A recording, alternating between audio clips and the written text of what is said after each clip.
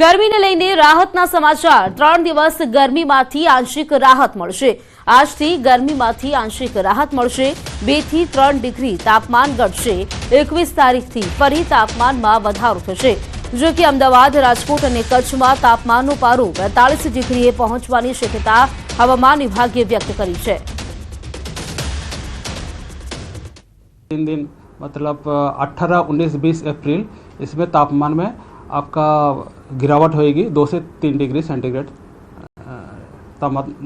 उसमें आपका तापमान में फिर बढ़ोत्तर रहेगी, ग्रेजुअल राइज होएगी 2 से 3 डिग्री सेंटीग्रेड। अभी हम जो गुजरात का स्टेट के जो सौराष्ट्र कच्छ रीजन है, इसके लिए डे 1 में हम हीट वेव का वार्निंग दे रहे हैं, येलो वार्निंग के साथ। इसमें जो 2 डिस्ट्रिक्ट आ रहे हैं आइसोलेटेड जगह में होगी, इसमें कच्छ और राजकोट डिस्ट्रिक्ट आ रहे हैं। और जो कोस्टल क्षेत्र है, उत्तर और दक्षिण दोनों क्षेत्रों में हॉट एंड ह्यूमिड कंडीशन का फील होगी, इसमें डिस्कम्फर्ट कंडीशन रहेगी। રાજકોટમાં જેતપુરના પીઠડિયા ગામે પરિણીતાએ આપઘાત કર્યો છે। અગમ્ય કારણોસર આ પરિણીતાએ આપઘાત કર્યો। પોતાના ઘરે ગળે ફાંસો ખાઈને જીવન ટૂંકાવ્યું। આપઘાતને લઈને પોલીસે તપાસ શરૂ કરી છે। રાજકોટમાં અગમ્ય કારણોસર પરિણીતાએ આપઘાત કર્યાની ઘટના સામે આવી છે। જેતપુરના પીઠડિયા ગામની આ ઘટના, જેમાં પરિણીતાએ ગળે ફાંસો ખાઈને જીવન ટૂંકાવ્યું। સુરતમાં દર મહિને 4 લાખના પગારદાર એન્જિનિયરે જીવનથી કંટાળી આપઘાત કર્યો। સુરતમાં સોફ્ટવેર ડેવલપરે જીવનથી કંટાળીને આપઘાત કર્યો। મૃતકની ડાયરીમાંથી સુસાઇડ નોટ મળી આવી હતી। સુસાઇડ નોટમાં કોઈ પણ વ્યક્તિ સામે આક્ષેપ નહીં, પરંતુ જીવનથી કંટાળી પગલું ભર્યું હોવાનો ઉલ્લેખ કર્યો। સુસાઇડ નોટમાં અક્ષત શાહે માફી પણ માંગી છે। પગલું ભરતા પહેલા કંપનીના ઈમેલ આઈડી પર પોતે ભરી રહેલા પગલા અંગે જાણ પણ કરી હતી। જો કે હોટલ પર પરિવાર પહોંચે તે પહેલા અક્ષત શાહે હોટલના 4થા માળેથી મોતની છલાંગ લગાવી। તપાસમાં ખુલાસો થયો છે કે મૃતક અક્ષત શાહનું વાર્ષિક પેકેજ 60 લાખ હતું અને દર મહિને 4.25 લાખનો પગારદાર હતો। મૃતક પાસેથી લેપટોપ, મોબાઈલ, બેગ અને ડાયરી પણ કબજે લેવાઈ છે। શરૂઆતમાં પોલીસને આ આપઘાત નહીં પરંતુ હત્યા હોવાની શંકા સેવાઈ હતી, છતાં સોફ્ટવેર એન્જિનિયરના આપઘાત પાછળનું રહસ્ય ઘેરાયું છે। આપઘાતનું ચોક્કસ કારણ જાણવા પોલીસે તપાસ તેજ કરી છે। મોરબીના ટંકારા તાલુકાના મિતાણા ગામમાં આવેલા વાડી વિસ્તારમાં રહેતા ખેડૂત પર 3 અજાણ્યા શખ્સો દ્વારા હુમલો કરવામાં આવ્યો હતો। આ હુમલામાં ખેડૂત ગંભીર રીતે ઇજાગ્રસ્ત થયા હતા। જો કે તે જ સમયે ખેડૂતે પોતાનો પાલતુ શ્વાન છોડી મૂકતા તે શ્વાને પોતાના માલિકનો જીવ બચાવ્યો। શ્વાન દેવદૂત બનીને હુમલાખોરો પર ત્રાટક્યો હતો, જેના કારણે 3 હુમલાખોરો ભાગી ગયા હતા। આ સમગ્ર બનાવના સીસીટીવી ફૂટેજ પણ સામે આવ્યા છે। જો આ શ્વાન ન હોત તો ખેડૂતને પોતાનો જીવ ગુમાવવાનો વારો આવ્યો હોત। હાલ પોલીસે હુમલાને લઈને ગુનો નોંધીને તપાસ હાથ ધરી છે। પછી હિંમત કરીને એને મેં ફંગોરી દીધા, પછાડી દીધા અને હું દોડીને કૂતરા પાસે ગયો। કૂતરાને છોડ્યો તો અહીંયા મને આડા ફર્યા, કૂતરા આગળ જવા નહોતા દેતા, તો મેં હિંમત કરીને કૂતરાને છોડ્યો અને પછી કૂતરો એની પાછળ થયો અને એ લોકો ત્રણે દિવાલ કૂદીને નાસી છૂટ્યા। તે કુદરતે ફરિશ્તાના રૂપમાં કૂતરાને મોકલ્યો છે અને જીવ મારો બચાવ્યો છે એમ કેવું હોય તો કહી શકાય। 7 દિવસ લગી અમે ડરના માહોલમાં રહીએ છીએ। રાતના પણ અમે સૂતા નથી। અમારા બાળ બચાવો છે કે રાતના સૂતા નથી। છોકરાઓ રાતના ઉઠીને રોવે છે, કોઈ આવ્યું એવી રાડું પાડે છે। પણ અમે ખાસ કરીને અમે વિનંતી કરવા માંગીએ છીએ કે બધા અધિકારીઓ, પોલીસ પ્રોટેક્શન જે કોઈ અધિકારીઓ રહ્યા તે અહીંયા ગણે અમારી વાડી વિસ્તારમાં કોઈ એક ચક્કર લગાવે। એક વિચિત્ર ઘટના બની કે રાતના 2 વાગ્યાના અરસામાં કોઈ જેને અંગત અદાવત હશે એમણે એની ઉપર હુમલો કરવા ટ્રાય કરી। 3 જેટલા ઈસમો હતા, જેમાં એક ઈસમ છે એની સાથે મારામારી કરવા લાગ્યો।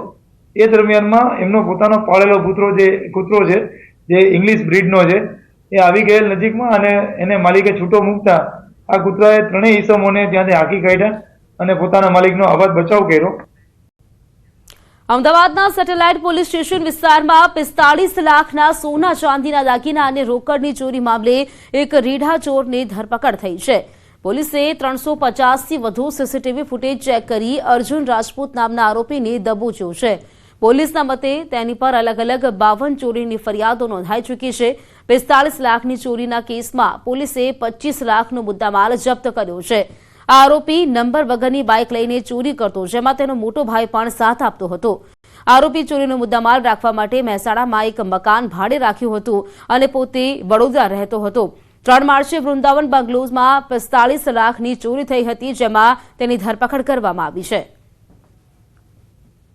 આ ચોર અર્જુન સન ઓફ વિનોદ સિંહ કુમારપાલ રાજપૂત કરીને 27 વર્ષનો છે અને મૂળ બરોડા શહેરનો રહેવાસી છે. એમની ઓળખ એવી રીતે થઈ હતી અને આ બહુથી રીડા ચોર છે અને એને ઉપર 52 જેટલે ગુના અત્યાર સુધી ગરફોડીને અને ચોરીને દાખલ છે. એને જો ચોરી ધરપકડ પછી મુદ્દામાલ 27,08,000 જેટલા મુદ્દામાલની રિકવરી થઈ છે.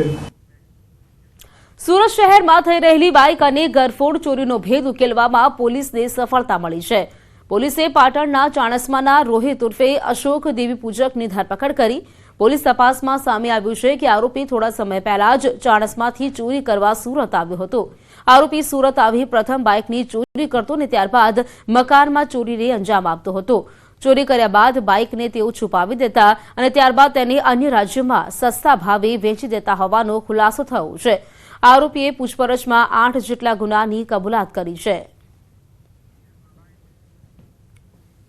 બંને આરોપીને સઘન પૂછપરછ કરતા બંને આરોપીઓ મહેસાણાથી અહીંયા આવી પહેલાં ગરફોડ ચોરી કરવા માટે વાહન ચોરી કરતા. એ વાહન ચોરીને કરી ગરફોડ ચોરી કર્યા બાદ વાહન કોઈ જગ્યાએ છુપાવી દેતા હતા અને એ વાહન 10 એક ભેગા થાય પછી ઓછી કિંમતે બીજા સ્ટેટમાં વેચી મારવાની એમની ગણતરી હતી. એ દરમિયાન આ સાળો બંને પકડાઈ ગયેલ છે અને ટોટલ 8 ગુનાઓનો ભેદ ઉકેલવામાં આવે છે. સુરતની ખટોદરા પોલીસે 9 લાખની કિંમતના એમડી ડ્રગ્સ સાથે એક આરોપીની ધરપકડ કરી છે. આરોપીની જલાલુદ્દીન શેખની પૂછપરછમાં ભાટીનામાં રહેતા સાહેબ નામના શખ્સની સંડોવણી બહાર આવતા તેને પણ વોન્ટેડ જાહેર કરવામાં આવ્યો છે. આરોપી ખટોદરા સોસિયો સર્કલથી મોપેડ પર જઈ રહ્યો હતો. તે સમયે પોલીસે તેને અટકાવી તપાસ કરી હતી. મોપેડની ડેકીમાંથી પોલીસને એમડી ડ્રગ્સનો જથ્થો મળી આવ્યો હતો.